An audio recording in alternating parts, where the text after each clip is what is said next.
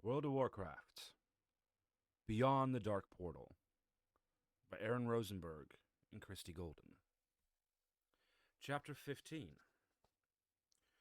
Ner'zhul sat upon his throne in Hellfire Citadel, the brooding, nightmarish fortress the Horde had built shortly after the clans united. He loathed this place. It was hideous, a disturbing, disjointed creation of jagged angles, dark stone and corridors and walkways that twinned in and over one another like a maddened snake. If it bore any resemblance to a traditional orc village, which was a collection of small buildings, huts, and short towers, it was only the most twisted distortion of such a wholesome thing, much as the orcs themselves have become twisted and distorted.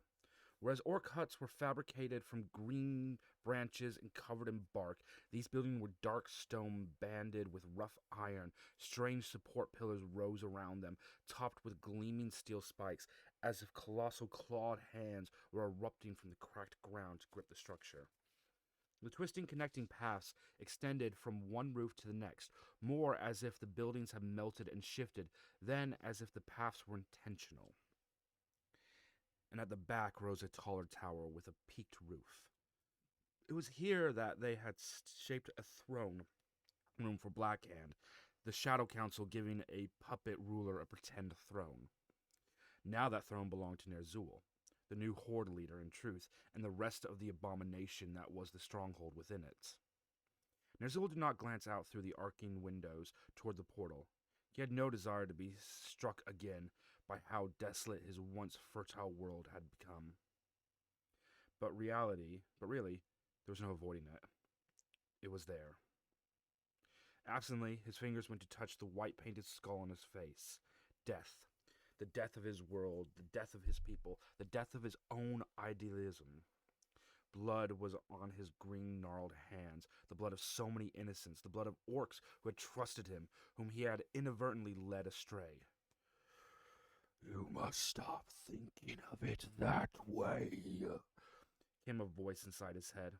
He ignored it. It was easy to ignore the voice of the dead Gul'dan when he was not not in physical contact with the skull. Yet even as he vowed not to give it heed, he cast a glance at it now as it sat on a small table. Torchlight danced off the yellowing bone. He found himself speaking to it as if Gul'dan could hear him, which in a way was true. "We did much harm, you and I. Deathbringers, Doomcallers, both of us. But now we can try to save them. And your skull, my old apprentice. Your skull will be part of that. Dead, you are better used to the orcs than you were alive. Back you had to come to your old master. Maybe together we can give them a new chance." "But that's not really what you want, is it, master?" Ner'zhul blinked. "Of course it is. I've ever sought to aid my people, that I become death to them. It sears me. It is why I wear this." He touched the paint on his face yet again. Skulls. The one before him, the one he adorned on his face, with death's hand. Heads. "Perhaps it was once." And Gul'dan's voice crept into his mind, soft, soothing. "But you are greater than that, mighty Ner'zhul. Together we can." A scuffling drew his attention, and Ner'zhul reluctantly tore his gaze from the skull, leaving the last debate with its owner unfinished. Gorfin stood before him, along with a human Ner'zhul did not recognize, a tall, slender man with dark curls and a neat beard. The stranger wore surreptitious clothing and moved in the manner of a leader. All grace and confidence, there was something about him that did not ring true, and Ner'zhul frowned, sensing the power around the stranger. "I have the artifacts," Gorfin announced without preamble, holding up a large sack. Ner'zhul felt hope surge inside him and waved the Death Knight forward eagerly. Gorfin approached the throne, pulling each of the items in turn from the sack and placing them in his ruler's lap. Ner'zhul stared down at them, lifting each one to admire it. A large, heavy book, its red cover trimmed in brass and emblazoned with a raven in flight. A crystal, the size of a man's head.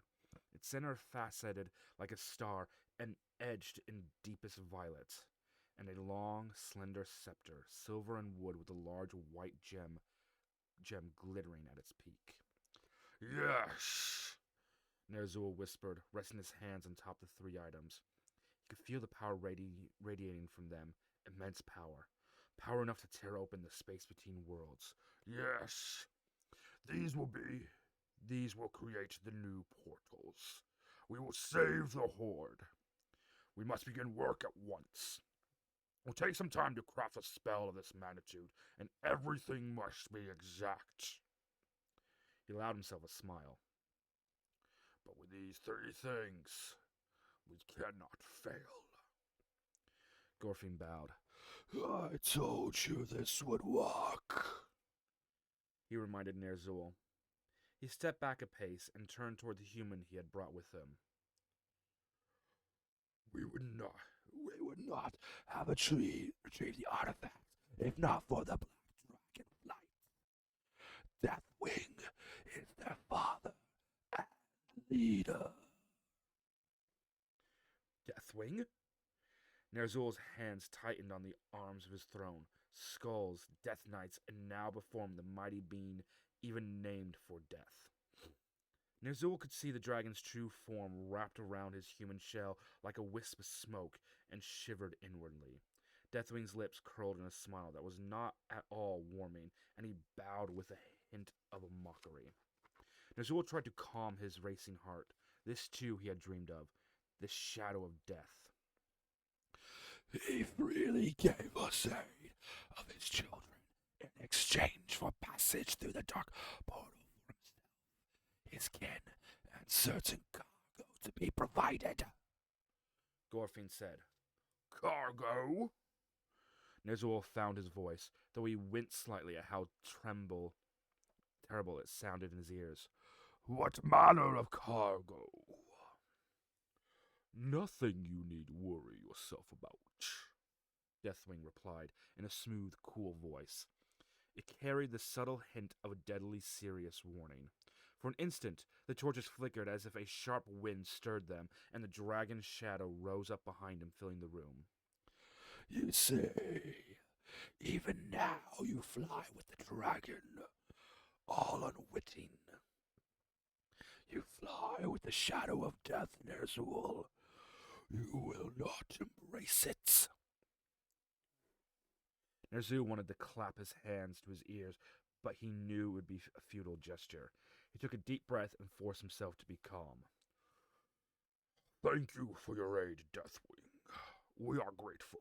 Lord Deathwing. Of course, Lord Deathwing. The human-seeming dragon stood there, not acknowledging the subtle dismissal. Is there anything else we can help you with? Ner'zhul said. He wanted this creature gone. The dragon man considered, lips pursed, long fingers stroking his beard. Ner'zhul got the distinct impression that his pondering was feigned. That is a generous of you to offer, noble Ner'zhul, he replied after a moment, managing to twist the words so that they sounded sarcastic. And I would be lying if I said the skull you have over there did not intrigue me greatly. The words were polite, diplomatic, but they surged with barely restrained power, and the dragon's eyes glowed for an instant with a fire that put torches to shame. Ner'zhul gulped. Did Deathwing hear Gul'dan's voice too? Deathwing chuckled softly and extended a well-manicured hand. A ring glittered in the night. Come, Ner'zhul. It is my understanding that with these trinkets I help your friend Gorfin obtain, you have all the power you need to achieve your goals. The skull is not necessary to you anymore, and I want it. Ner'zhul fought back rising panic. While what Deathwing said was true, he did not want to hand the skull. Gul'dan had been his apprentice, after all, and if there was any knowledge still locked in that yellowed relic, Surely no one had a better right to it than Ner'zhul. "I grow impatient," said the silky smooth voice of the dragon named for death. "I don't think you want me to be impatient, Ner'zhul. Do you?" Ner'zhul shook his head and found his voice. "Please, take the skull, if you wish it. It is a trifling thing." A lie, of course, and both he and the Dragon Lord knew it. Deathwing smiled, showing sharp teeth, and strode to the skull. His eyes widened as it came in contact with his flesh, and for an instant Ner'zhul saw spikes and scales and metal plates where flesh had been, and smoldering red eyes in a long triangular head. "I must say, I am pleased with our partnership. It seems to benefit the both of us." The voice was warm, almost gloating. "Know that if you should have need of us, you have but to call.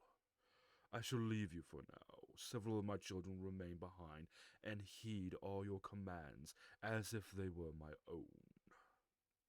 He nodded to both Ner'zhul and Gorfane, then turned and exited the room, the skull in his hand, draped beneath a portion of his long cloak. The Orc Shaman and Death Knight watched him leave.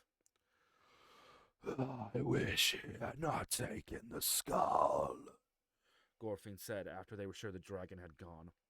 "Still, if we do not need it, it is a small price to pay for the artifacts he helped us acquire." Ner'zhul took a deep breath as if the air in the room was suddenly breathable again. "Do you have any idea what he wants it for?" he asked Gorfane. "None," the Death Knight admitted reluctantly. Their eyes met. In Gorfane's glowing red depths, Ner'zhul saw something that alarmed him almost as much as the dragon's penance had. Worry. "Time grows short, and our window is narrow. Let's make all preparations as swiftly as we may." They needed to leave this dead world before it was too late.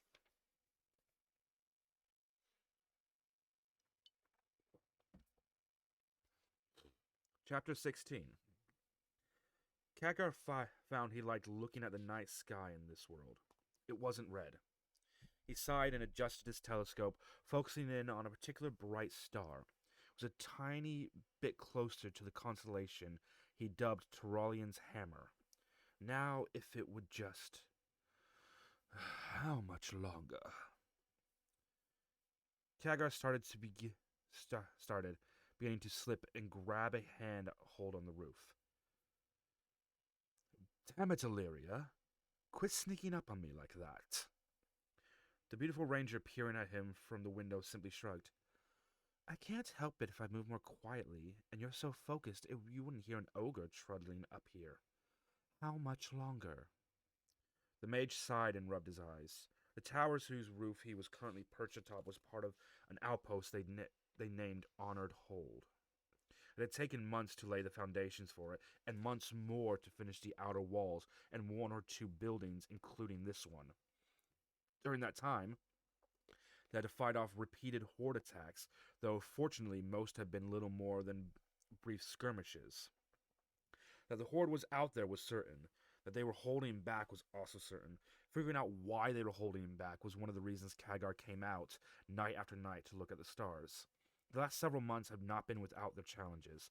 Since arriving and emerging victorious in that first battle with the Orcs on their native world, the Alliance had held the portal, at least on this side. Shortly after this expedition had come through, they had cheered at the sight of more troops and supplies following them. "Courtesy of the Kings of the Alliance," they had been told. Particularly welcoming had been a few kegs of ale. For that little luxury, they had Magni Bronzebeard to thank. That hadn't lasted. When the second caravan of supplies had failed to materialize on the appointed day, a small group sent to investigate had returned quickly with news that the Orcs were currently in charge of the Azerothian side of the portal, and so it had gone. The supplies that had made bearable, even possible, come in only sporadically. Sporadically, too, came the promised troops. Tyrolian had optimistically predicted being able to mount an assault within a month. but with the portal changing sides so often, the promised troops were unable to get through. The orcs were based in a foul-looking fortress to the west of Honor Hold. It was a huge and well-fortified in addition to being aesthetically repugnant, and any attack would take a lot of thought and preparation if it was to be successful. Soon, Khadgar told Lyra. It will happen soon. It had been a puzzle at first. Shortly after they had arrived and building had begun on Honor Hold, the orcs had started attacking. That in itself was not surprising. What was surprising was that they kept attacking, not daily, and not a lot of them, but enough. Also strange was that they seemed not to care about the portal anymore. Whatever else you can say about the Horde, they've never been stupid, Turalian said one evening as he spoke with Daneth, Illyria, Kurgerin, and Khadgar. So why do they keep just throwing themselves at us? Their numbers are too small to take the hold, and they're not after the portal. I do not think we are too late to prevent Ner'zhul from opening portals to other worlds, Khadgar mused. Though why he's not done so, I'm not certain. He has the artifacts he needs. He must need something else. Khadgar had leaned back in the rough wooden chair, stroking his long white beard thoughtfully. Wouldn't it take a massive amount of power and some complex spell work? Asked Daneth. Maybe he spent all this time just working out the details. Doubtful. It's complicated, yes, but I'm sure he worked it out. He was working on it while he was having the artifact retrieved. Scepter, book, and eye, he mused, thinking. And what else? What could he be waiting for? They tried interrogating a few orcs they had captured, but none of them had told anything useful. These were not Death Knights, but peons, cannon fodder sent only to delay the alliance while Ner'zhul waited for whatever. While knowing they needed to travel light, Khadgar had nonetheless permitted himself to take a few items with him. One was a ring that enabled him to understand any language and to be understood. It was what had enabled him to interrogate the orcs, who spoke only their own guttural language. Among the other items were a handful of books, spell books and one book that had once belonged to Medivh. There was nothing magical about it. It was just notes about Draenor, its skies, its continents. Khadgar found comfort in gazing up at the skies at night. They were only red in the daylight, and Khadgar amused himself by identifying constellations while letting his mind chew on Ner'zhul's mystery. Comprehension came to him one night while he was so engaged as if the stars had the answer, and it turned out they did. Scepter, book, and eye! He exclaimed to Kurgerin as he rushed out of his quarters. Eh? Grunted the startled dwarf. Lost your mind finally, have you, laddie? Get the others. We need to talk. And a few moments later, the commanders of the various forces were in the tower. Turalian, you first. Get out there and look through the telescope. Tell me what you see.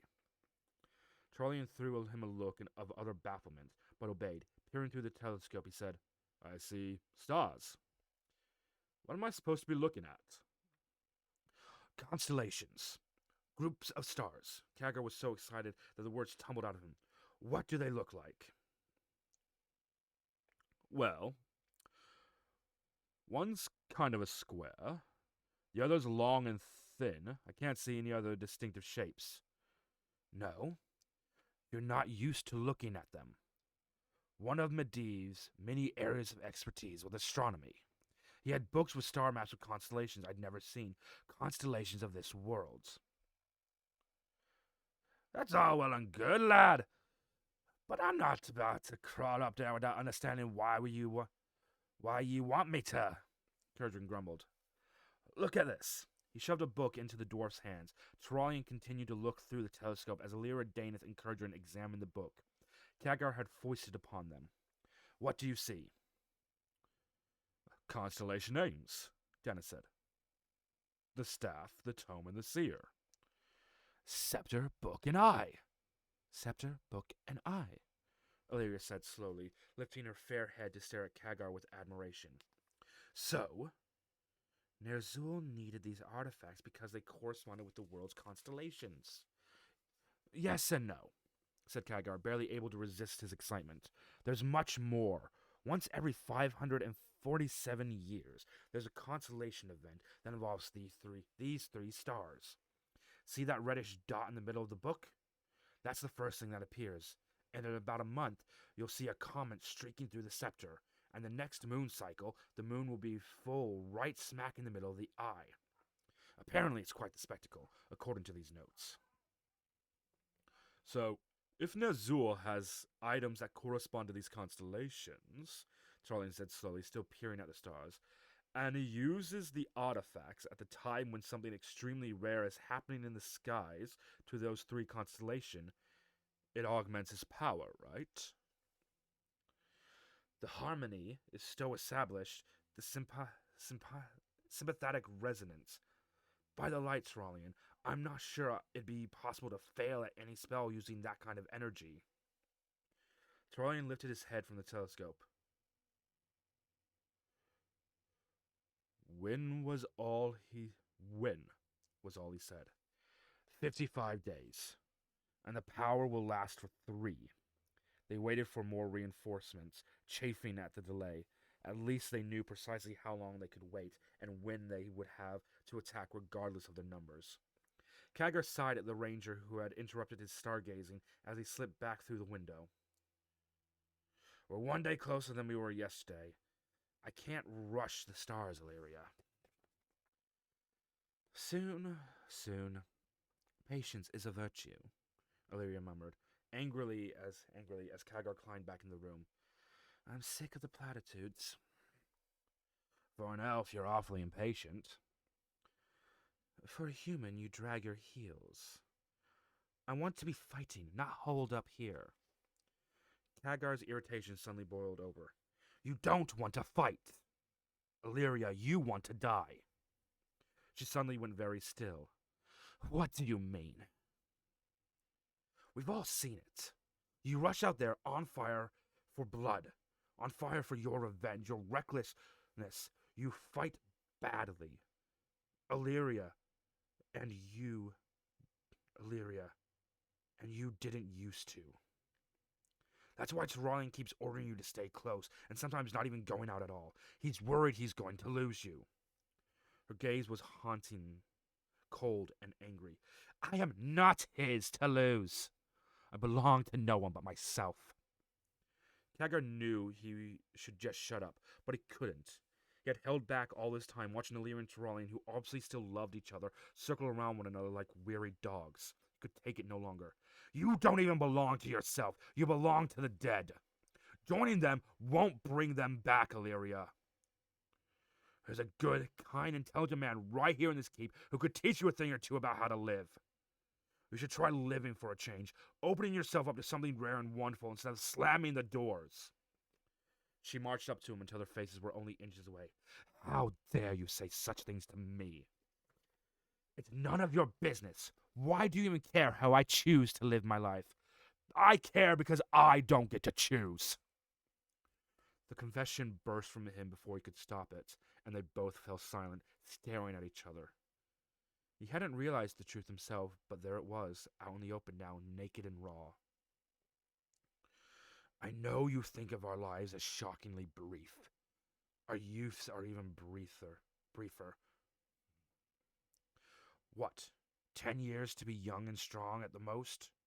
Most alive we'll ever be? I didn't even get that. I became an old man at 17. Illyria, I'm even younger than Tarlian. Look at this face. I'm 22. But what 22-year-old girl would have this old man? He pointed angrily at his face, lined, framed by snow-white beard and hair. She gasped slightly and stepped back, compassion softening her expression. Suddenly embarrassed, Kagar looked away. I just watch the two of you throwing away something I'll never even get to taste. It bothers me sometimes, and I'm sorry. I shouldn't have taken it out on you. No. I'm sorry. I didn't think. The silence hung heavy and awkward between them. Finally, Kagar sighed. Come on. Let's go find Tarlan and the others. We need to finalize our plan because this is going to happen. Well, you know.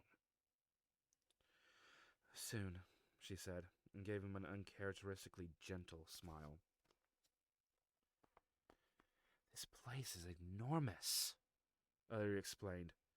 Tarlan had asked her and her rangers to scout the citadel, and now the two of them, plus Khadgar, Kurdran, and Daneth, were in the meeting room hall discussing what they'd found.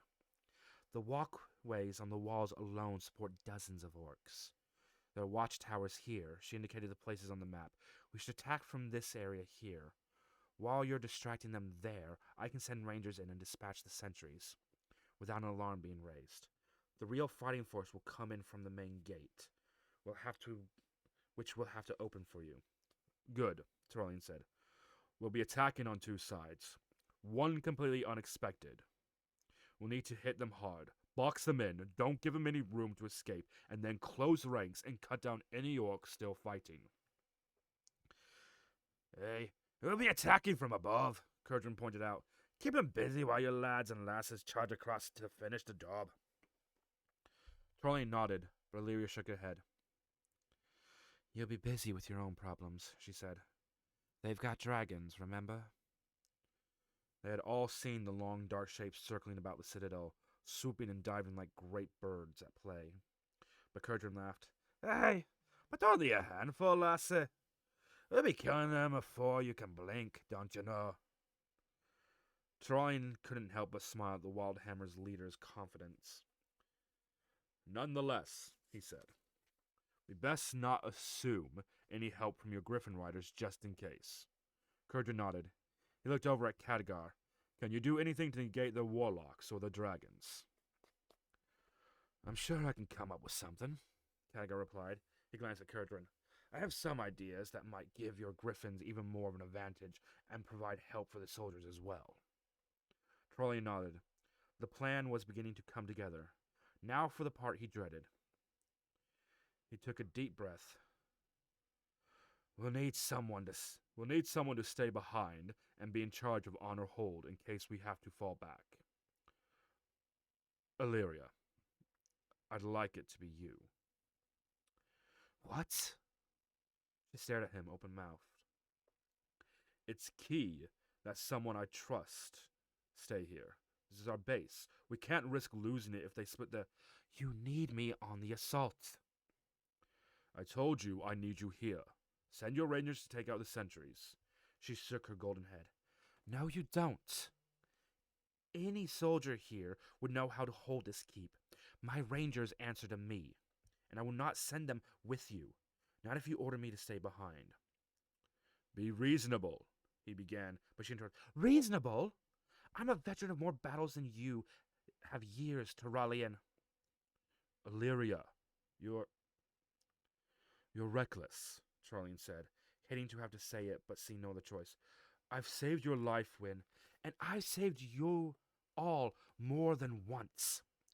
Gentlemen, Khadgar said smoothly, clapping a hand down on Kurdran and Dana's shoulder and steering them towards the stairs. I'm sure you both want to see the celestial alignments I'm talking about. Aye, said Kurdran, and the three of them left the room quickly. Tarlan was too focused on Illyria to notice that they'd been given a moment of privacy. Illyria, you don't fight smart. Not anymore. I can't keep watching your back to save you from yourself. I have a right to revenge. They butchered my family, my people. You think Lyrith would have you wanted to throw your life away? What kind of testament to his life would that be? It was the first time he had spoken of Illyria's brother, and the name stilled in the hot words on her lips. Recklessly, Tarlan continued before she could speak again. I know you're a good fighter. Just not right now. Lyrith. The others. I wasn't there with them. I might have been able to do something, but I wasn't there. I'd stayed safe while they died. Tears stood in her bright green eyes, and Tarlan inhaled swiftly. He had not seen her weep for her lost kinsman before. So I did the next best thing. I went after the murderers, and it helped. I kept pushing the pain away.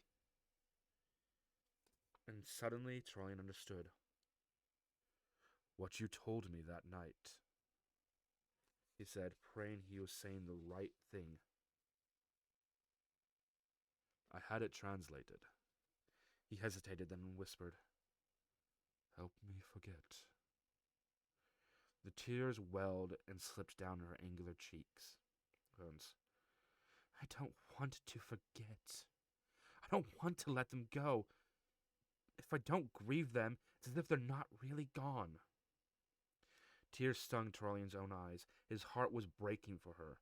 But she needed this. She needed to grieve, to mourn the dead. Killing orcs was no longer a placebo it had once been. It was no longer keeping the pain at bay, and she was starting to come undone with the holding in of it all. I can't stay behind. Don't ask me to. I stayed behind the last time. I won't watch someone I love go to his death while I... Suddenly her arms were around him. Her head brushed against his chest, and he held her tight. Her slender body stood with sobs too long held in check, and she clung to him like a drowning woman. Trollian pressed a kiss against her golden hair, inhaling her scent of pine and loam and flowers. I will never leave you behind, he vowed. She turned her wet face up to him. And I, she whispered, as he bent to kiss her, will never leave you.